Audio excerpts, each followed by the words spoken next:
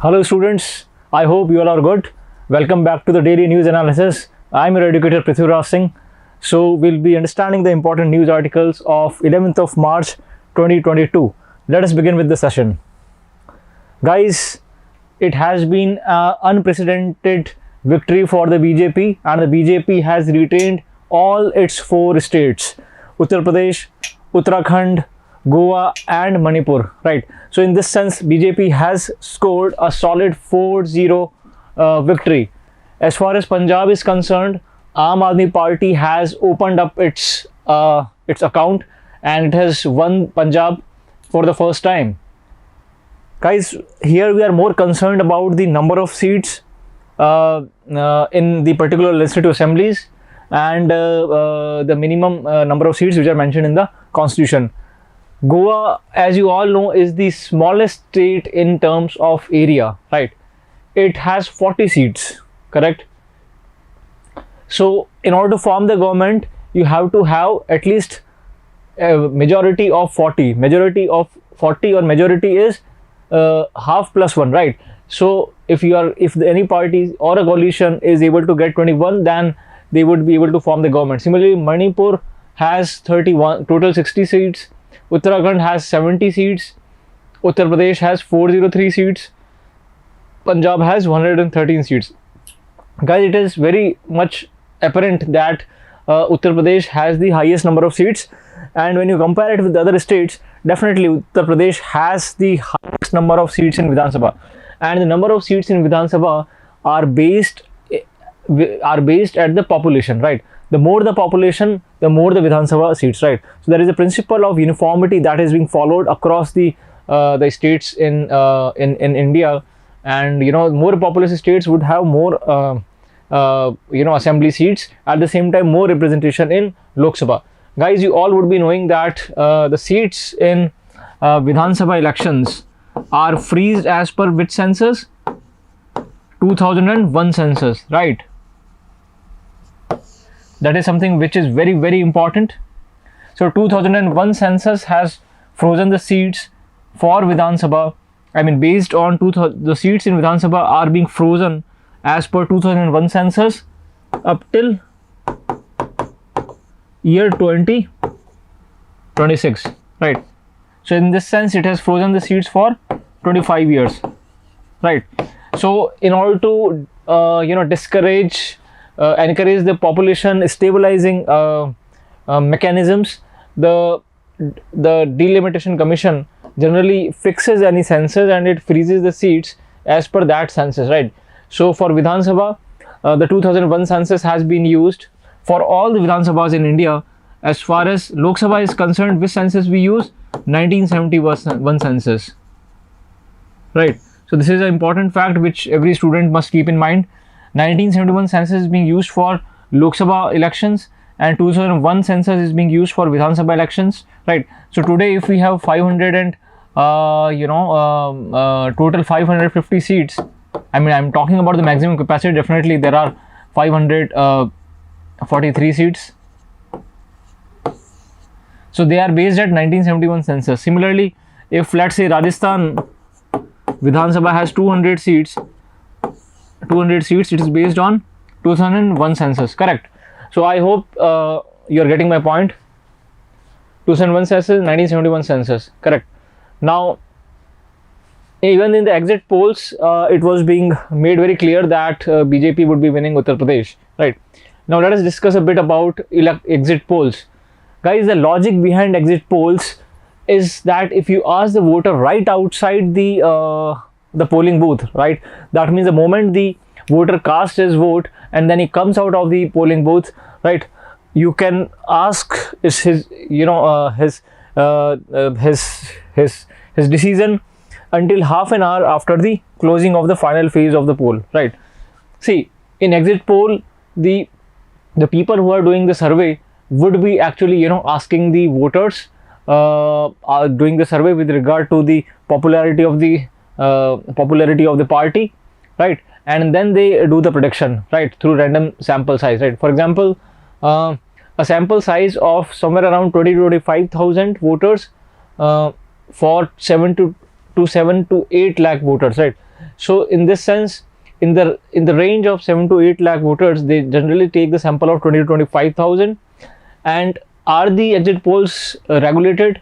If the question is being asked that are the exit polls regulated, yes, they are very much regulated, guys. Section 126A of Representation of Peoples Act 1951. So RPA 1951 clearly regulates the exit polls, and they have section 126A, right? And it puts a ban on exit polls from the period when the commencement of the polls, right?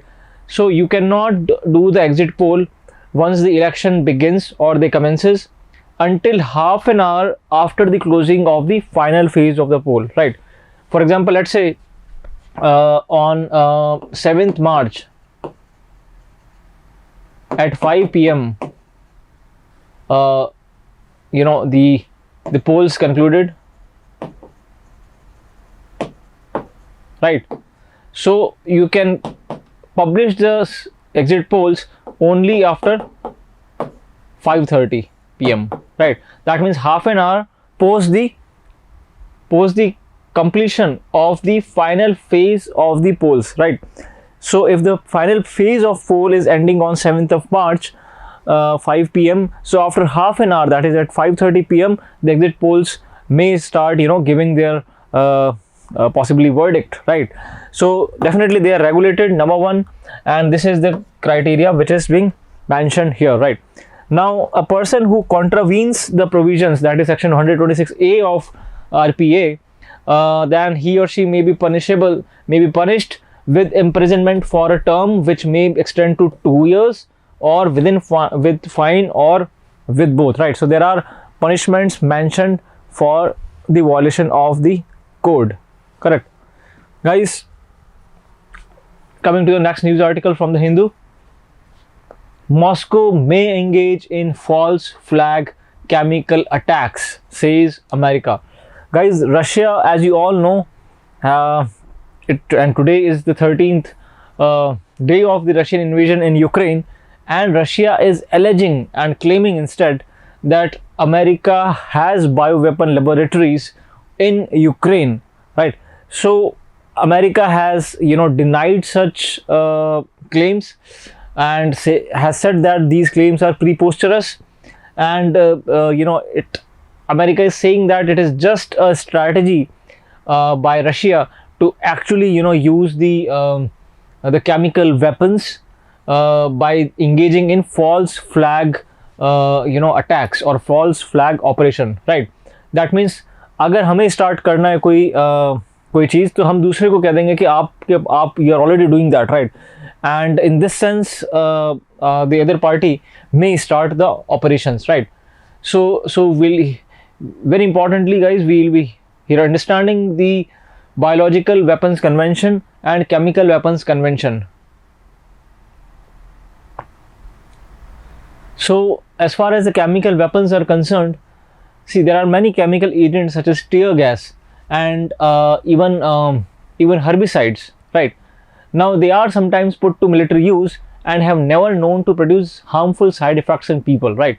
So we know, guys, that whenever there are riots in the city, in order to placate the rioters, in order to placate the people involved in the riots, police generally uses tear gas, right?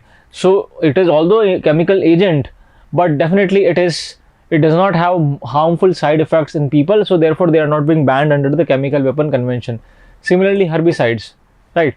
Now there are 4 basic types of chemical weapons, guys: choking agents, blistering agents, blood agents, and nerve agents. Very, very important, and I expect a question on this because of the war, the imminent nuclear threat, and possibility of even chemical weapons being used. So there are 4 types of chemical weapons: choking agents, blistering agents, blood agents, and nerve agents. If I talk about the choking agents, as the name suggests, choking, right, it would block your respiratory system. These chemical agents would block your respiratory system, right? For example, chlorine and phosgene gas, right? Although chlorine gas has a huge industrial application, but then also it is It is called as a chemical, a chemical agent. We'll see whether it is banned or not in the coming few minutes. Coming to the next agent, chemical agent, blistering agent, right? Now, blistering agent attacks the skin, eyes, and upper respiratory tract, causing blisters and burns, right? So, blisters, you might have seen, blisters are like burns, some wounds, so the blistering agents are like mustard gas and levisite, right? So, they may ask you that which among the following chemical agents is an example of blistering agent. So it is mustard gas and levisite. Similarly, choking agents like chlorine gas and phosgene gas. If I talk about the blood agents, right, they are usually inhaled and interfere with the blood's capacity to carry oxygen, right? We know that oxygen is the life line of an individual, and blood carry oxygen, right? If this oxygen transportation is being blocked, by these blood agents, then definitely the person would die very soon. So there are many blood agents like cyanide. You all know that cyanide, just if a person tastes or put cyanide on his or her tongue, then definitely the person would die very soon, right? Similarly, nerve agents. Now, nerve agents actually, are the most deadly chemical weapons of all. Such chemicals are generally spread through skin contact or through inhalation, correct? So either you inhale them, or even if you come in a skin contact with some nerve agent, right, it would attack your central nervous system, CNS, and kill through asphyxiation, right? Asphyxiation, correct? So in nerve agents, as the name suggests, it would disturb your central nervous system. It would attack your central nervous system, right? So there are many nerve agents like sarin, tabun, and VX. Very important, guys, and they have been used many times. Even in the world wars, they were being used. Nerve agents, sarin, tabun, and VX, right? So I repeat again, there are 4 categories of chemical weapons: choking agents, blistering choking agents, blistering agents, blood agents, and nerve agents. So, and these are the examples. I hope it is clear, guys. All these agents can be delivered by artillery shells, right? That means these chemicals or chemical agents, can be placed over artillery shells, missiles, bombs, and sprays, right? Chlorine gas and phosgene are true gases, but most other chemical agents take the form of fine solid particles or liquid droplets that are delivered in aerosol. Guys, in the previous article, when I was discussing with regard to the elections, I wanted to actually explain you some things which I just missed. So please be here. If I talk about the states in India, we know, guys, that India is a federal state, and the powers, the powers are vertically divided between center and the state, right? I'm talking about the executive powers, the legislative powers, the financial powers, right? Guys, we know that there are 28 states in India. Earlier, before the reorganization of Jammu Kashmir, there were 29. So today we have 28 states and how many union territories? 8 union territories, right? So earlier, how many were there? 7 plus 2 were added in the form of Union Territory of Jammu Kashmir and that of Ladakh, plus Daman and Diu got merged with Dadar Nagar Haveli, right? So in this sense, 7 plus 2 plus 1, because Daman, Diu and Dadar Nagar were separate union territories, but they got merged, right? So they became 7 plus 2, 9 minus, so it should be minus 1, right? So it comes to 8 union territories, correct? Now out of the 8 union territories, there are 3 union territories which have state legislative assembly. Can you tell me? Yes, Delhi, Pondicherry and Jammu Kashmir, newly created union territory, right? So Delhi, Pondicherry and Jammu Kashmir union territories have state legislative assembly or Vidhan Sabhas. That means they would be having elections, there would be MLAs, all right. As far as the states are concerned, we all know there are 28 states. Out of 28 states, there are 7 states, guys. In fact, there are 6 states, I should say, which have Vidhan Sabhas. Sorry, which have. Acha, all the states are autonomous.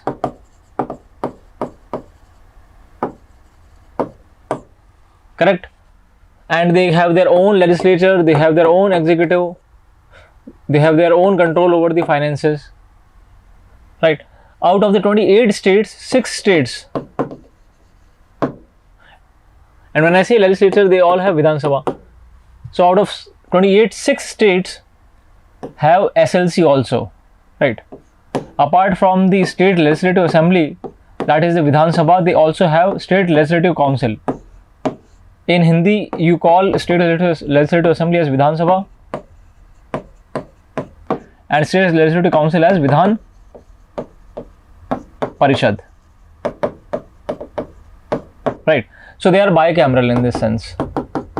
Bicameralism means there are 2 houses to make laws. So out of 28 states, 22 states are unicameral.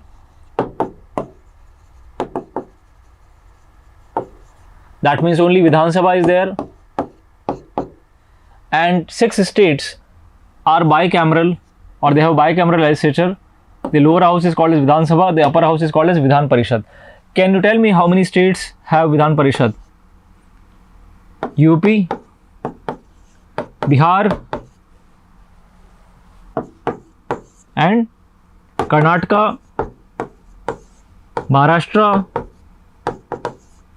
Andhra Pradesh, and newly created Telangana. Correct. So in this sense, guys, there are 6 states which have Vidhan Parishad apart from the Vidhan Sabha, and Telangana is the newly created, the most recent or newly created Vidhan Parishad. Correct. So there are 6 states which have bicameral houses: UP, Bihar, Karnataka, Maharashtra, Andhra Pradesh, and Telangana. So TL is not Tamil Nadu, it is Telangana. I hope it is clear. Now, and remaining 22 states are unicameral. If I talk about the minimum and the maximum capacity mentioned in the constitution, so the minimum that is being mentioned is 60 seats and the maximum is 500. Correct. Today we know that, and it is based on the population. We know, guys, today Uttar Pradesh is the most populous state of the country, and therefore it has 403 seats, right?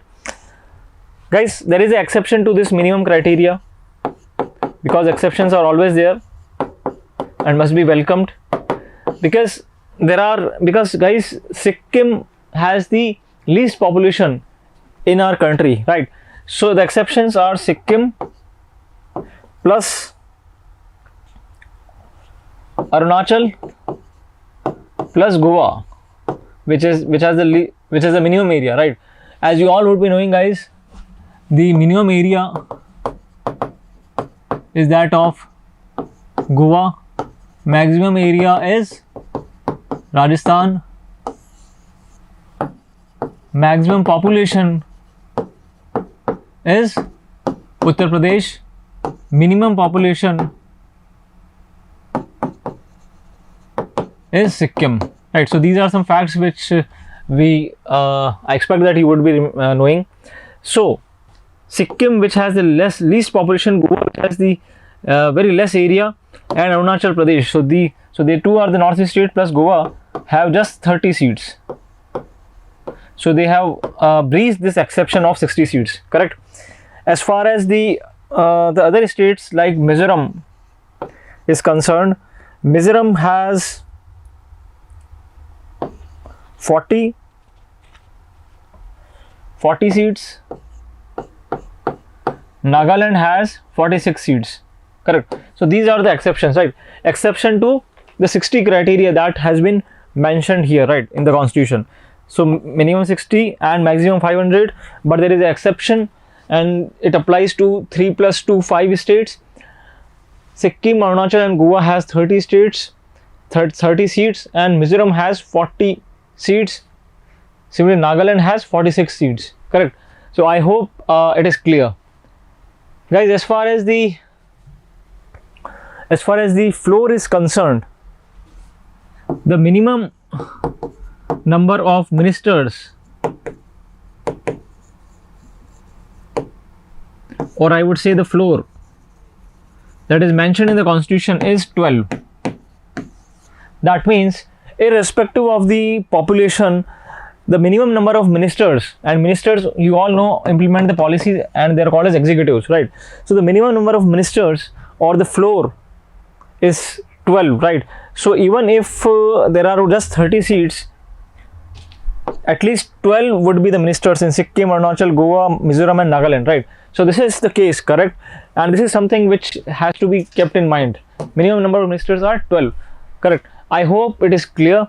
It is very important and I expect a question on this, right? So moving ahead, moving to our discussion on the chemical weapons.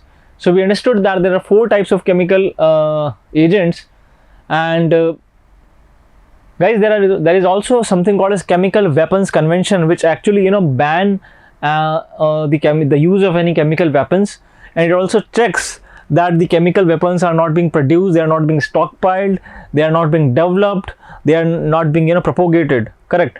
They are not proliferated, my bad. So Chemical Weapons Convention, officially it is called as Convention on the Prohibition of Development, Production, Stockpiling and Use of Chemical Weapons and on their destruction, right? So it is an arms control treaty, and it is being supervised or administered by Organization for the Prohibition of Chemical Weapons.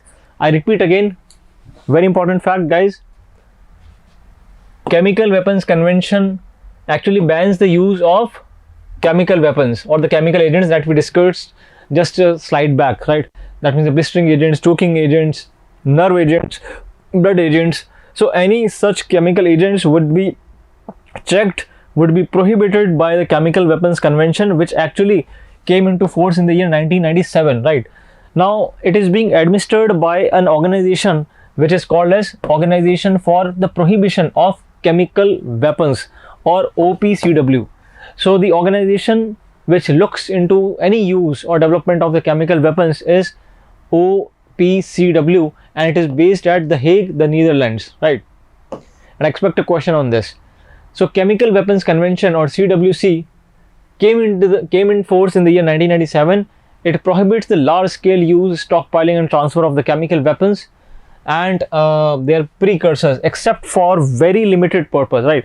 Because guys, we know that the chemical agents are also used in research, in medical, in pharmaceutical, right? So therefore it has there is a limited use of the chemical agents, but definitely it cannot be used in combat fighting, correct? So all the destruction activities, that means if at all there are some chemical weapons, all the destruction activities of them must take place under OPCW verification, right? Guys, as far as the last year, March 2021 is concerned, there are 193 states which have become parties to the CWC and accepted obligations, right? So if the question is being asked that there are how many members are have ratified and are the signatories to CWC, so there are 193 states, and Israel has signed but not ratified the agreement. So guys, Israel has although signed it but has not ratified the agreement, number one. While 3 other UN member states, Egypt, North Korea, right, and South Sudan, have neither signed nor acceded to the treaty. We all know, guys, there is a conflict and clashes going on in South Sudan between the president and the vice presidential supporters. Similarly, you all know North Korea and its secret nuclear operations, and how Kim Jong-un actually uses the chemical weapons or tests the chemical weapons. Similarly, Egypt. So Egypt, North Korea and South Sudan have neither signed nor acceded to the treaty. As far as Israel is concerned, it has definitely signed it but has not ratified the agreement, right?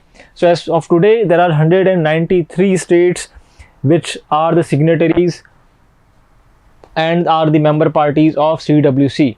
I hope it is clear, and I expect a question on this. Guys, there are some chemicals which have been used extensively in warfare but have numerous large scale industrial gases. As I just discussed that there are some gases like chlorine gas. It have definitely used in the combat, in the it can be used in the warfare, right? Like chlorine gas and the phosgene, right? But at the same time, they also have large scale industrial uses, right? For example, phosgene. Guys, phosgene is highly, right, and definitely they are highly regulated. However, certain notable exceptions exist, like chlorine gas. Now, chlorine gas is very toxic. It is highly toxic, but being a pure element and widely used for peaceful purposes, it is not officially listed as a chemical weapon, right? Guys, now here the examiner might confuse you. See, phosgene comes under the CWC, Chemical Weapons Convention. Phosgene do come under Chemical Weapons Convention, right? Whereas chlorine gas, although it is very toxic, highly toxic, it does not come under, or it is not regulated under Chemical Weapons Convention. So very important fact, although chlorine gas is a nerve agent, although chlorine gas is a chemical agent, but then also it is, because of its large scale industrial use, it is basically used for the peaceful purposes, and although it is a highly toxic, it is not officially listed as the chemical weapon. At the same time, there are some other chemicals like white phosphorus, which is highly toxic but are legal under CWC. Legal means they are not banned under the Chemical Weapons Convention when they are used by military forces, right? So these are some details about the CWC or Chemical Weapons Convention, that how it came into force. There was a conference in 1980 at UN Conference on Disarmament, and the convention was drafted in the year 1992. However, it came into force in the year 1997, as we have discussed. So in 1992, it was opened for the signature. Now it makes it mandatory to destroy old and abandoned chemical weapons, right? Now members should also declare the riot controlled agents, sometimes referred as tear gas, in possession of them, right? So that means if at all you have the tear gas or the riot control agents, the countries must register it in the CWC.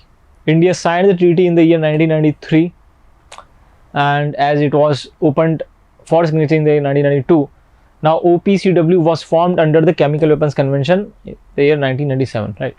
So this is all about the convention prohibits using the chemical weapons, transferring the chemical weapons, even assisting other states to indulge in activities, so on and so forth, right? So let us discuss some details about the OPCW, Organization for Prohibition of Chemical Weapons. As I discussed, that it is a international organization which checks the use, development and stockpiling of chemical weapons, and it came in the year 1997, at the same year when the CWC also came into force. A very important fact about OPCW, guys, is that it has been awarded Nobel Peace Prize in 2013. Very important fact, and I expect a question on this. OPCW has been awarded the Nobel Peace Prize in the year 2013 for its effort to promote peace by banning the use of the chemical weapons. Its headquarters is at The Hague, Netherlands, and it performs inspections. I hope it is clear. As far as the Indian initiative is concerned, guys, Indian government also signed a Chemical Weapons Convention Act in the year 2000, and they formed an authority called as National Authority for Chemical Weapons Convention, NACWC. So National Authority for Chemical Weapons Convention, it was formed in the year 2005 and is the chief liaison between the government of India and the OPCW, right? So there are, guys, so this is the Indian initiative, NACWC, and the Chemical Weapons Convention Act 2000. So they may ask you that in which year the Chemical Weapons Convention Act was signed. So it was the year 2000, right? Now, if I talk about the Basel, Rotterdam and Stockholm Conventions, Basel, Rotterdam and Stockholm Conventions, it is basically, they are basically environmental agreements, right?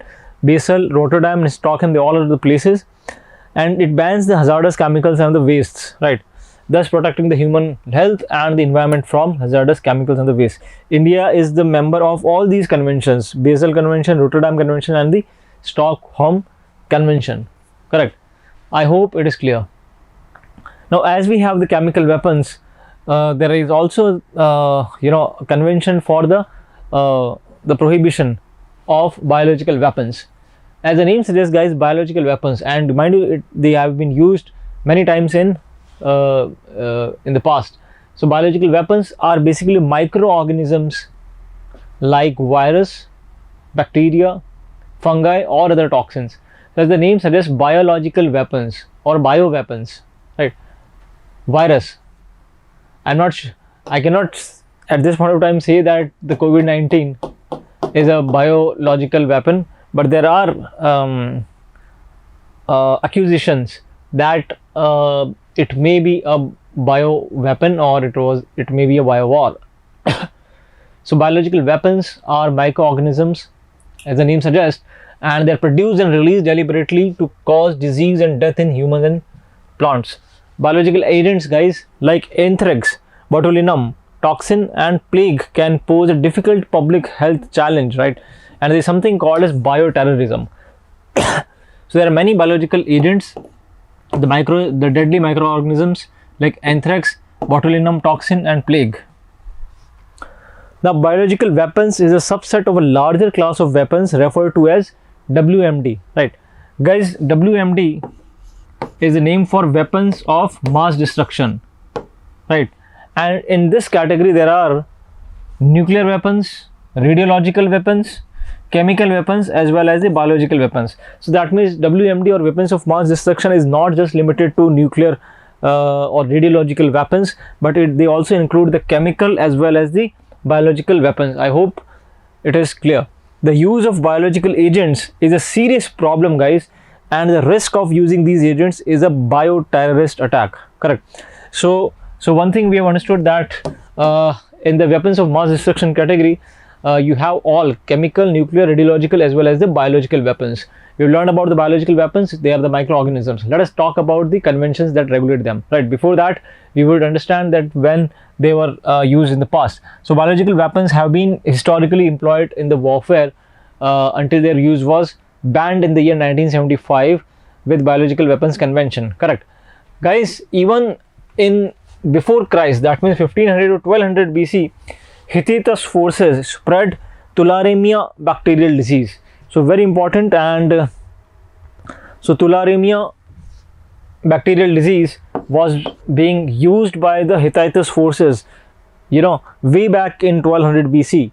If I come to 12th century, even the Romans poisoned water wells with decomposing bodies, right? So this is how biological toxins or bioweapons were being used.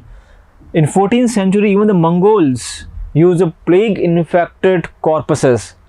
Guys, even in 18th century, British used the smallpox in North America. You all know about the American War of Independence in 18th century and how, and there were 13 British colonies in USA, in America, and how Britain, used smallpox as a biological agent in North America to fulfill its vested interests.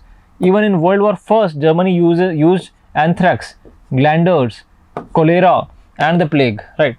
If I talk about World War II, they were only used in lab experiments on prisoners, right? So guys, in World War II, definitely I would say that they were not being used in the warfare, but they were just used in lab experiments on prisoners, and no combat use has been seen post First World War.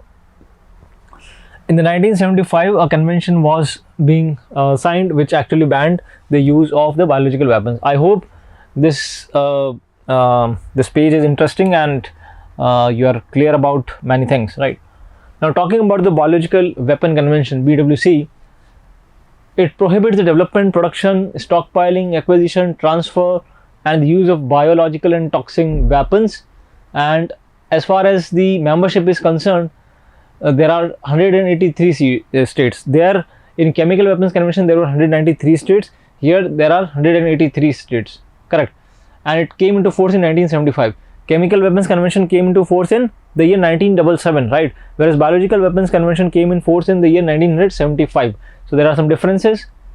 The 4 signatories, although they have signed it, but they are not ratified it, are Egypt, Haiti, Somalia, Tanzania, and Syria. There are 10 states which have neither signed nor ratified the BWC, right? So that means there are 10 states which have neither signed nor ratified: Chad, Comoros, Djibouti, Eritrea, Israel. See here, Israel, your South Sudan, Micronesia, and the other countries, right? So we must understand this fact that it came in the year 1975. There are 183 states, and some examples of the biological agents are anthrax, etc. So this is the basically the countries participating in the Biological Weapons Convention, and they are being signed and ratified by these many states. As you can see in the picture, even India has signed the Biological Weapons Convention, right? So India is also signatory, and also it has ratified the Biological Weapon Convention as it has ratified the Chemical Weapons Convention. So moving to the editorial page, guys, there is an editorial on the Hindu that can Donbas republics work as a buffer zone. We all know, guys, that the eastern part of Ukraine is pro-Russian. They are being supported by Russia. The Russian government do supply the arms and ammunition to Donbas people, because Russia believes that the Donbas, the eastern Ukraine, is more ethnically, culturally, and linguistically they are more inclined toward Russia, and this region is called as Donbas, right, which has 2 important cities, Donetsk and Luhansk. You all know that they were people's republics post 2014, when the pro-Russian president in Ukraine, Viktor Yanukovych, was being removed from his post, and a pro-West president came in the power at Kyiv, right? So Russia from then onwards started supplying arms and ammunition to the pro-Russian people in residing in Donbas, and they were waging war against the pro-Russian government, right? Guys, on 23rd February 2022 this year, Russian president declared independence to the Donbas region, right? And it invoked Article 7 of the United Nations Charter, saying that it is a special military operation to protect the independent regions. So in this article, we would be learning that has there been any incidents in the past with regard to the declaration of independence of the erstwhile Soviet states or satellite states. Guys, the region which actually broke out from the USSR was called as Commonwealth of Independent States, or CIS, right? We all know that in the year 1991, Soviet got disintegrated and its 14 satellite states broke away or were being broken out from the Soviet, correct? Now in Georgia there were 2, because there was a Russia-Georgia war, which we'll be learning. In Georgia, the northwestern Georgia, also called as Abkhazia, and the South Ossetia, right? So they all are in Georgia, right? If I consider this as Georgia, this region is called as Ossetia, and this region is called as Abkhazia, right? So Abkhazia and South Ossetia were being declared independent by Russia from Georgia. At the same time, Transnistria also was a breakaway state in Moldova, right? So Moldova was also a erstwhile Soviet state, and the region Transnistria was being carved out, and it was declared as independent by the Russian forces. Correct. Now, one of the solutions to settle the crisis over Russia's invasion of Ukraine is for Donbas Republic, right? So this is something. Now this article is also saying that they have internal but not external sovereignty, right? So even post 2014, Donbas region was declared as a People's Republic. In this sense, they were internally sovereign, but as far as their external sovereignty was concerned, they were being regulated. The sovereignty of Donbas was being regulated by the pro-West government at Kyiv, right? So definitely they were declared as People's Republic, but they were autonomous and they were sovereign only in their internal affairs and not external affairs. I hope it is clear.